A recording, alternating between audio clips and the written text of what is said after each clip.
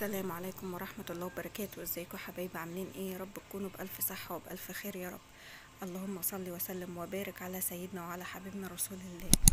طبعا الفيديو ده انا كنت مصوراه من فترة، بس ما كنتش منتجته ولا حطيت له المقطع الصوتي بتاعه.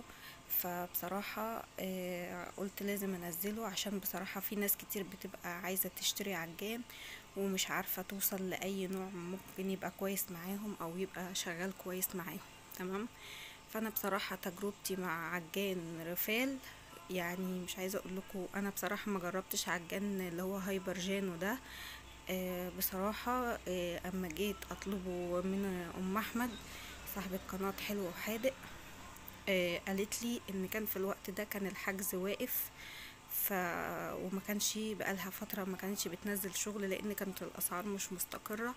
فانا بصراحة مع في ناس كتير شكرت في عجان رفال. وبصراحة طبعا انا شفت ناس شيفات محترمة عاملين عنه ريفيوهات حلوة، وبصراحة ما ترددتش ان انا اجيبه او ان انا اشتريه. طبعا انا مش عايزه اقول لكم ان انا اتفرجت على فيديوهات كتير لعجانات كتير، بس بصراحه قلت الخيره فيما اختاره الله.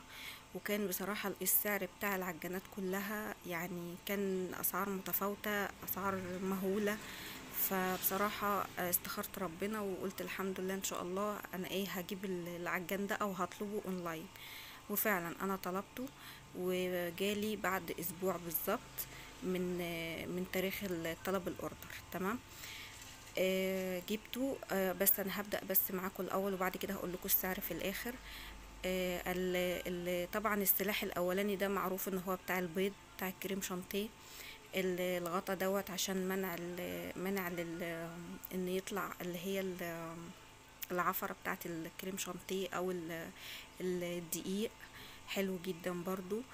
آه، وعشان كمان يبقى حافظ ان هو ما يعملش العجان من فوق او يبهدله او كده. يعني اللي بتشيل الغطا وتغسليه تشطفيه وخلاص على كده. ده السلاح بتاع العجين اللي هو العجين بقى، كان بيتزا، فطير، كحك، الحاجات اللي هي العجين اللي بيحتاج لها لت كتير وعجن كتير. تمام. السلاح بتاعها حلو جدا يا جماعة. الحديد ده يعني منه فيه، انتوا فاهمين قصدي؟ مش حاجة متركبة فيها، لا. السلاح كله معدن، كله معدن. ده السلاح ده برضو ينفع لخفق البيض، وينفع لخفق الكريمة، وينفع لخفق برضو حاجات كتير. يعني برضو ليه استخدامات كتير حلوة. تمام. هي الفكرة في ان انا عجبني قوي الاسلحة، لاني طبعا شفت فيديوهات لعجانات ان الاسلحة بتاعتها من فوق بتبقى بلاستيك، وبقية السلاح بيبقى معدن. انتوا فاهمين؟ انما ده منه فيه معدن. يعني ده ميزة. انتوا فاهمين؟ ده ميزة، يعني من الحاجة لو حتى بلاستيك بتبقى تحذري في استعمالها، انما ده تشتغلي فيه وبقلب جامد ما يهمكيش. تمام. طبعا انا بصراحة بعد ما اخترت اللون الرصاصي او اللي هو الفضي ده، كان طبعا انا قلت انا ليه ما اخترتش الروز بتاعه او النحاسي؟ بس قلت حلو برضو، مش وحش، بس لما يحصل فيه اي خدش او كده فبيبان، فطبقة فيه طبقة بيضة بتبان من تحت الدهان بتاعها او تحت اللون بتاعها ده. انتوا فاهمين؟ طبعا انا كده قلت لكم على الحاجات اللي فيه. هو فيه 3 اسلحة: سلاح للخفق، سلاح للعجن، سلاح للسلك اللي هو بتاع البيض برضو. يعني الاسلحة بتاعته كلها كويسة، مناسبة لجميع استخداماتك في العجن او الخفق اي حاجة. تمام. جينا بقى للجهاز. الجهاز ده يا جماعة كان فيه منه مفرمة، يعني منه مفرمة ومنه خلاط. فاهمين؟ في مكان للي هو المفرمة. وطبعا لو انا بطلب الاوردر سألوني محتاجة الشفشق معايا واللي هي المفرمة، قلت لهم لا، لو احتاجته قدام شوية ممكن ابقى اجيبه. قالوا لي طيب، هو كده كده عامة بيبقى في مكانه، يعني مكان ليه، وبيبقى متاح في اي وقت ان انت حضرتك ممكن تطلبيه. يعني انا ممكن اطلب المفرمة والشفشق بتاع الخلاط لوحدهم عادي من غير العجان. مش شرط ان انا اكون واخده منهم العجان، بس مادام انا خلاص اخدته منهم عادي يعني، ممكن بقى خلاص ان انا ممكن في اي وقت اطلبه عادي. دي اللي هو اللي انا بقولكوا عليها، ده مكان المفرمه. من تحت ايدي التانية كده الغطا بتاع الشفشق. هو حلو مش وحش. الحلة بتاعته بسم الله ما شاء الله سعته 10 لتر.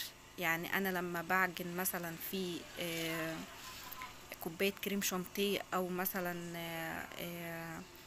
اسبونج مثلا اللي هو ال4 بيضات، في عجانات اللي هي ال7 لتر بيبان فيها وبتتملي للاخر. ده لا بسم الله ما شاء الله، ده ممكن انا احطه يبقى الحاجة تبقى في تحت. انتوا فاهمين يعني، حتى مع كتر الخفق وان هي مثلا الحاجة تبقى عليت وكده بس منها مش باينة، او الكميات بتبقى صغيرة. ده عايز بصوا يا جماعة، عارفين يعني ايه 10 لتر؟ يعني يعجيني فيه زي ما انت عايزة. تمام. بس طبعا ما تجيش عند 5 كيلو دقيق وتقول انا هعجن فيهم 5 كيلو دقيق، ما هو ال5 كيلو مع المية مع الحاجات المقادير اللي انت بتحطيها تانية هتعدي معاكي. فخليكي تبقي حنينة على الموتور بتاعته حلو، مش وحش برضو، بس برضو يعني خليكي حنينة. انتوا فاهمين قصدي. الموتور بتاعه حوالي مش عارفة 2000 واط ولا ايه، مش فاكرة، بتهيألي 2000 واط. والساعة بتاعت الحلة 10 لتر. تمام. الحلة بتاعته ستانلس حلو، ستانلس تقيل جدا كمان. يعني بعد ما تستخدمي الحاجة لما تشطفيه شطفة بس كده تحت المية السخنة هيبقى فلة معاكي وتكفيه وتستخدميه تاني يوم. تمام. انا كده ببتدي ان انا احاول ان انا اشغل العجان معاكم. طبعا انا قعدت يعني مش قعدت فتره، قعدت يومين كده اتعلم فيه، اشوف السرعات بتاعته، اشوف هيشتغل معايا ايه الكلام ده. طبعا زي ما انا قلت لكم الحله بتاعته، شايفين الحله يا جماعه، استانلس حلو جدا. تقيل، الحله تقيله. يعني انا وانا بستخدم الاسبونج وبحاول افضيه في السجان او في الحلل، تقيله تقيله على ايديا، يعني بالحاجه اللي فيها تقيله. استانلس جميل جدا، نظيف جدا. حلو حلو يعني، بجد هو يستاهل سعره. يعني هو انا هقول لكم برضو السعر في الاخر. طبعا اللي وصل معايا لحد هنا ما ينسانيش في اللايك والكومنت الحلو، واللي ما اشتركش في القناه يشترك ويفعل زر الجرس عشان يوصلوا كل الفيديوهات اللي انا بنزلها. بس بامانه انا بقول لكم الحاجه بالامانه. ليه؟ انا عارفه ان في ناس كتير بتبقى محتاجه انها تعرف الاول قبل ما تشتري. فلو واحده هتفكر انها تشتري عجان رفال، مش وحش، جميل جدا. انا استخدمته عن تجربه وبقول لكم اهو. طبعا العلامه اللي هي بتاعت الشركه موجوده تحت الزراير اهيت. السرعات بتاعته 6 سرعات، السرعات بتاعته كويسه جدا. تمام. طبعا انا اما جيت حاولت ان انا اشغله كده، كان يعني في حاجات قابلتني كده، قلت ايه انا هو في ايه، مش او يمكن انا عشان كنت مشغلاه على المشترك ده عندي بيعلق، فكانت اللمبه بتقيد وتطفي. المشترك ده يا جماعه يعني يمكن انتوا لو لاحظتوا هتلاقي الرنج فصل. فكنت بحاول ان انا اشغله على المشترك، لان انا كنت بصور على الترابيزه والترابيزه بعيده عن اي فيشه يعني، فكنت جايبه مشترك طويل عشان ان انا احاول اشغله معاكم وبرضو اعرفكم الصوت بتاعه او الشكل بتاعه. انتوا فاهمين قصدي. يعني هو بيشتغل بيبقى ازاي.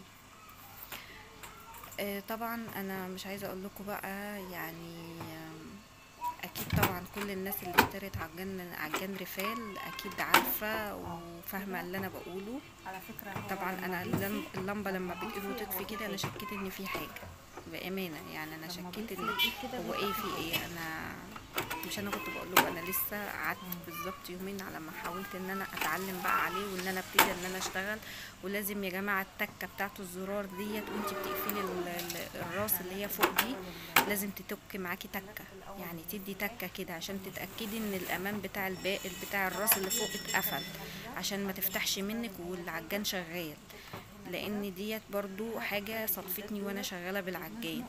لو الراس دي ما تكتش تكة وانت بتقفليه، هتلاقي وانت بتشغلي السرعات بتاعته هتلاقيها ما بتشتغلش. فما تقلقيش، لا تكوني انت مفكرة ان العجان لا قدر الله اتحرق فصل في حاجة، لا. العجان بيبقى ليه طريقة في التركيب، او ليه طريقة في الشغل بتاعه. فاهم حاجة انتوا تبقوا محذرين واخدين بالكم. طبعا انتوا شايفين انا ركبت الغطا في الاول بالمشقلب، ركبته الاول بالمشقلب وبعد كده رجعت حطيته تاني، عدلته تاني، او يعني فصلته ورجعت عدلت تاني اهو. كده انا شغلت اهوت. ده السرعات دي اقل سرعة، تمام. هيبتدي بقى ايه ان انا هزود السرعات بتاعته. السرعات بتاعته جميلة جدا، حلو جدا في الكريم شانتيه يا جماعة، حلو جدا جدا. لو انت حاطه مقدار الكريم شانتيه بتاعك كمية صغيرة بيعمل فوم حلو عالي، مش اي كلام يعني، بيعمل فوم حلو وبيعلى الكريم شانتيه، بيعلى معاكي اي نوع انت بتجيبيه مع السرعات بتاعة المضرب بتاع العجان ده، بتعلي الفوم بتاع الكريم شانتيه معاكي. فبصراحة هو يعني مش خسارة فيه الفلوس لو هتدفعي فيه اي فلوس زي ما تطلب، بس بصراحة هو حلو مش وحش. بجد ربنا يبارك فيه ويجعله فتحة رزق علينا وفتحة خير عليا وعلى ولادي. اتمنى ان انتوا تدعوا لي دعوة حلوة. طبعا انا كنت بشيل الفيشة برضه، انا يعني مخضوضة من الزرار اللي بايده يطفي، انتوا فاهمين قصدي. اه، ده اللي هو شكل العجان بتاع ريفال. كويس. السرعة الأسلحة بتاعته موجودة عندك على الراس من فوق، بيقولك ده لاستخدام ايه، ده لاستخدام ايه، ده لاستخدام ايه. كويس مش وحش. اتمنى يا رب يكون الفيديو افادكم وعجبكم، واتمنى ان انتوا تدعموني بلايك وكومنت حلو واشتراك في القناة. يا رب ان شاء الله باذن الله الايام اللي جايه انزل لكم فيديوهات كتير حلوه.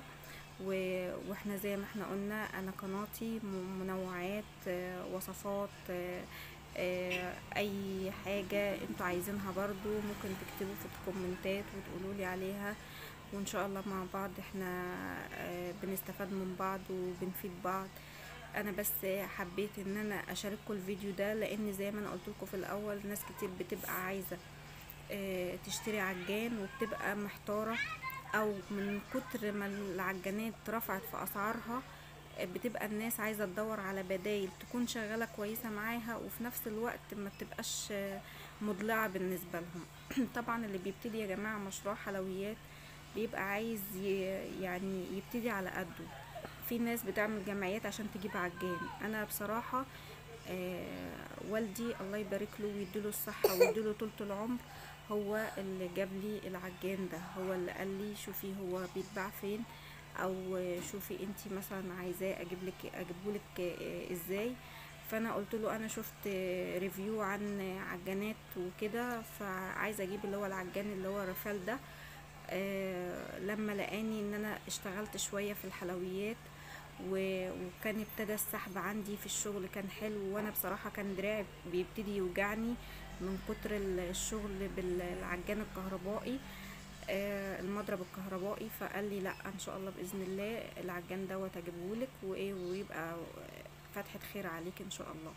فبصراحة انا بمجرد ما انا طلبته من على الجروب لقيته بعدها باسبوع على طول بالظبط بيتصل عليا المندوب عشان ان انا استلم العجان. طبعا بصراحة مندوب ذوق جدا، وهم بصراحة الناس اللي في ناس يا جماعة من الشركات بتاعة الاونلاين، ناس بتبقى بتخاف، يعني الناس بتخاف من الشغل الاونلاين والحاجات اللي بتتباع اونلاين. بس بصراحة انا ده تاني اوردر اجيبه اونلاين ويطلع كويس حلو معايا. يعني انا جبت اوردر قبل كده ملابس، عجبني ملابس لاطفال وجبت طلبت الاوردر وبصراحة طلع حاجة كويسة جدا وحاجة في منتهى الجمال.